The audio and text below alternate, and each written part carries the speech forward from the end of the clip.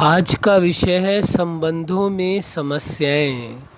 आप सभी अच्छी तरह से जानते हैं, चाहे परिवार में रहने पर जो आपके संबंध हैं या समाज के साथ जो संबंध हैं या आपके इष्ट मित्र हैं, किसी भी संबंध की बात आती है तो यही विषय आता है। हर संबंध की जो नींव है, जो फाउंडेशन है, वो क्या है? वह है प्रेम।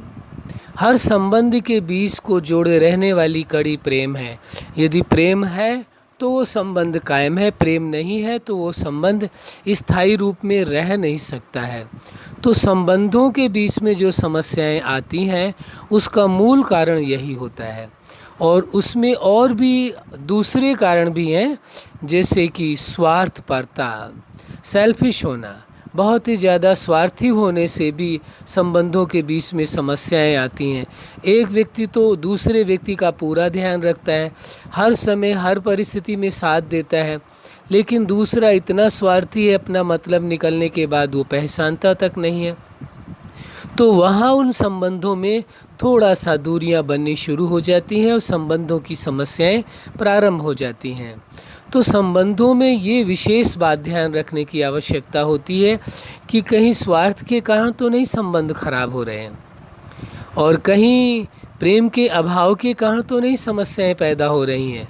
और संबंधों के बीच में जो समस्याएं पैदा होती हैं उसके और भी कई कारण हो सकते हैं जो आप अच्छी तरह से समझते हैं, जानते हैं। कई बार क्या होता है कि संबंधों के बीच में एक संशय पैदा हो जाता है। वो सोचते हैं कि शायद यह हमारे साथ कुछ गलत तो नहीं कर रहे हैं या हमें धोखा तो नहीं दे रहे हैं। तो जब संबंधों के बीच में कहीं भी शक पैदा हो जाए तो वो भी संबंधों को बहुत बड़ा नुकसान पहुंच जाता है। जहां संबंध है वहां शक का कोई विषय नहीं है। संबंध के बीच में ईगो की भी बड़ी समस्या हो जाती है। यदि संबंधों के बीच में ईगो का स्थान दिया गया तो भी बहुत मुश्किल पैदा हो जाती है, समस्या का एक कारण बन जाता है संबंधों के बीच में। इसी प्रकार संबंधों के बीच में हाइपर होने पर भी समस्या बन जाती है। छोटी छोटी सी बात में आप आवेश में आ जाएं तो भी समस्या बन जाएगी। संबंधों के बीच में एक समस्या और बहुत बड़ी बन रही है आजकल, जो देखने में आ रही है। वैसे हम व्यक्तिगत तौर पर किसी को नहीं कह रहे हैं और न ही हमारा ऐसा भाव होता है कि किसी पर एलिगेशन लगाएं, लेकिन संबंधों के बीच में जो ये माइंड गेम का खेल शुरू हो गया, ये बहुत नुकसानकारक है। संबंधों के बीच में माइंड गेम, ये ऐसा होना ही नहीं चाहिए। और जबकि माइंड गेम का ये सिद्धांत है, जो भी माइंड गेम खेलता है उसके ही विपरीत जाता है। फिर अगली समस्या का कारण हो जाता है इमोशनल ब्लैकमेलिंग भी शुरू हो जाती है।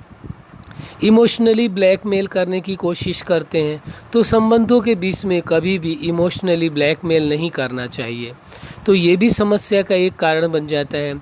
समस्या का एक कारण संबंधों के बीच में और हो जाता है जब एक दूसरे के साथ जो वे ऑफ टॉकिंग है वो ठीक नहीं होती है। लूज टॉक करते हैं, रफ टॉक करते हैं, या उसके साथ साथ रिस्पेक्टफुली बात नहीं करते हैं, सम्मानपूर्वक एक दूसरे के साथ बात नहीं करते। ये बहुत सारी चीज़ें हैं जो संबंधों के बीच में समस्या का जन्म देती हैं। तो अब आप देखेंगे तो समझेंगे एक समस्या ही नहीं है, अनेकों समस्याएं हैं जो संबंधों के बीच में समस्या पैदा करती हैं। तो इन बातों को यदि आप समझ ले कि कौन कौन से कारण हैं जो संबंधों के बीच में समस्या पैदा करते हैं, सबसे जो पहली बात है वो है प्रेम का न होना। यदि प्रेम नहीं है तो फिर भरोसा भी नहीं होगा, भरोसा भी नहीं होगा तो फिर आप जानते हैं एक दूसरे की बात की क्या वैल्यू रह जाएगी। एक सबसे बड़ा कारण संबंधों के बीच में और होता है, जब दूर दूर होते हैं तो एक दूसरे की केवल विशेषताओं को देखते हैं। जब संबंधों में नज़दीक आते हैं तो सबसे बड़ी कमी क्या लोग करते हैं? एक दूसरे की कमियों को देखते हैं, अच्छाइयों को देखना बंद कर देते हैं। जिन अच्छाइयों को देख करके आपके संबंध जुड़े थे, संबंध बने थे आपस में एक दूसरे के साथ, और वही कारण को छोड़ करके आपने क्या किया? एक दूसरे की बुराइयों को देखना शुरू कर दिया। जब संबंधों में एक दूसरे की बुराइयों को देखेंगे तो निश्चित है संबंधों में समस्याओं का जन्म होना ही होना है, टकराव होना ही होना है।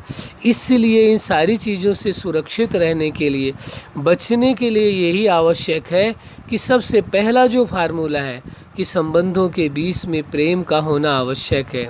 कितनी भी बड़ी बात हो, कोई भी कारण हो, लेकिन सदा एक दूसरे के साथ बड़े ही रॉयल्टी के साथ बात करेंगे और रिस्पेक्टफुली बात करेंगे। जो भी बात करेंगे रिस्पेक्टफुली करेंगे। ये 3 बातें केवल ध्यान दे लें। पहला तो संबंधों के बीच में प्रेम, दूसरा रॉयल्टी और तीसरा है रिस्पेक्ट। तीनों चीज़ों का यदि आप ध्यान देंगे तो बहुत सारी समस्याओं का समाधान अपने आप हो जाएगा। एक छोटी सी बात का और ध्यान देने की आवश्यकता है, वो ये है कि संबंध अपनी जगह है और समस्याएं अपनी जगह हैं।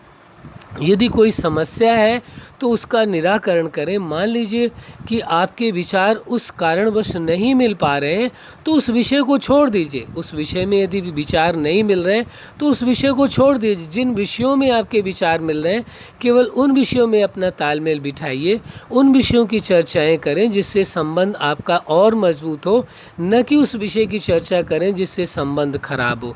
ये आप अच्छी तरह से जानते हैं। हर कोई व्यक्ति संसार का कोई पूरी तरह से आप ये नहीं कह सकते वो परफेक्ट है। कुछ ना कुछ कमियां हर इंसान में है और हर इंसान में विशेषताएं भी हैं, दोनों ही चीज़ें हैं। लेकिन आप यदि कमियों को केवल देखेंगे तो रिश्तों में टकराव होगा, अच्छाइयों को देखेंगे तो रिश्ते अच्छे बनेंगे। ये आप पर निर्भर करता है। आपने कारण भी जान लिया और उनका निवारण भी जान लिया, और आप हर निवारण को जानते भी हैं कैसे ठीक करना है संबंधों को। अच्छा, आप अपने जीवन में सफलता के शिखर तक पहुँचें। संबंधों की समस्याओं को जानकर उनका निराकरण करें, यही हमारी हार्दिक शुभकामनाएं है। सदा खुश रहें, मुस्कुराते रहें। धन्यवाद।